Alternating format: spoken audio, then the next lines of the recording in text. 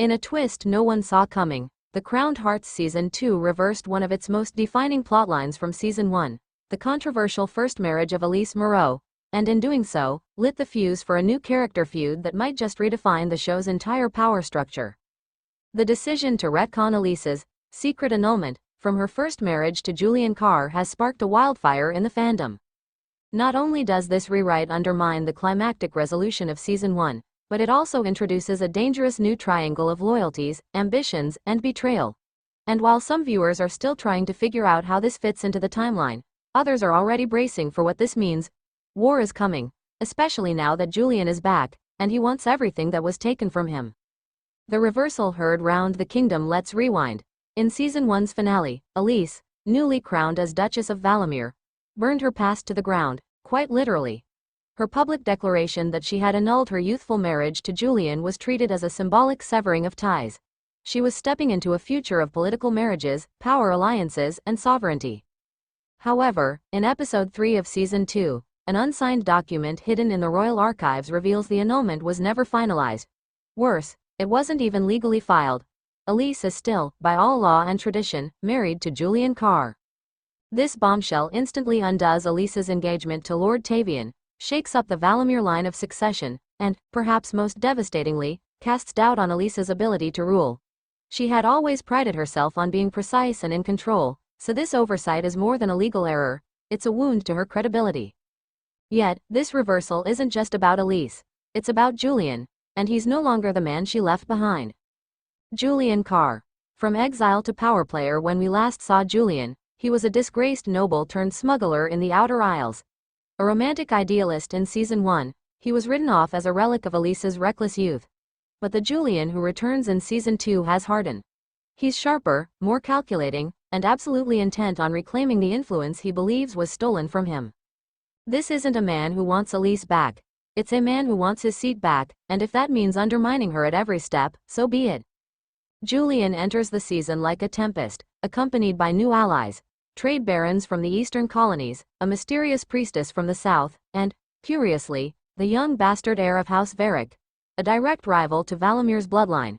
Clearly, Julian's return was not a coincidence. He's planned this for years. The unfiled annulment is merely the key that unlocks the kingdom's gates. The spark of a new feud. Elise versus Selene Varric. As if Julian's return weren't enough, his newfound alliance with Selene Varric, Elise's oldest rival, sets the stage for one of the most anticipated feuds in the series yet. Selene, the illegitimate daughter of High Lord Varric, has spent her life in the shadows of court politics, manipulating from behind the scenes.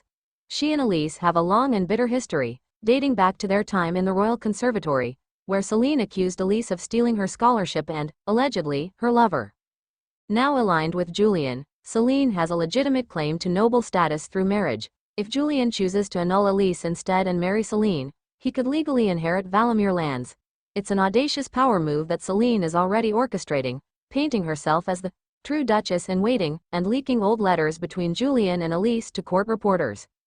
Elise, of course, isn't taking this lightly. In Episode 5, her decision to secretly visit the High Tribunal to push through an emergency dissolution of the first marriage demonstrates her growing desperation, and just how high the stakes have become. But it's not just politics. This feud cuts personal. Elise and Selene's rivalry isn't new, but Julian's presence makes it volatile. All three share a tangled history of love, betrayal, and ambition. Now, with the past refusing to stay buried, the stage is set for the show's most brutal psychological chess game yet. Why this twist works at first glance, reversing a major storyline, especially one as decisive as Elise's supposed annulment, seems risky. Viewers hate feeling like they've been lied to. But in the case of The Crowned Hearts, the reversal enriches the narrative rather than undercutting it. Season 2's theme is clear. The past is never past. Every character is haunted by choices they thought they buried. Elise's past love, Julian, is no longer a romantic figure. He's a weapon used against her. And by returning to that first marriage, the writers aren't backtracking, they're expanding. It also allows for deeper character development. Elise, who was once emotionally untouchable, now finds herself exposed. Her power depends on appearances, precision, and the perception of invulnerability. Julian's return threatens all three. Meanwhile, Julian evolves from a discarded love interest into a legitimate antagonist. By pairing him with Selene, the writers amplify the emotional stakes. It's no longer about who Elise loves or doesn't, it's about who gets to control the narrative of her legacy. Where this feud is heading, the rest of Season 2 is poised to explode. A public tribunal is scheduled in Episode 8, where Elise must argue the legitimacy of her position as Duchess while facing a formal challenge from Julian and Celine. Rumors suggest a surprise witness, possibly Elise's estranged mother, will testify regarding the original marriage ceremony and Elise's motives for hiding it. But more intriguing is the growing rift within Elise's inner circle.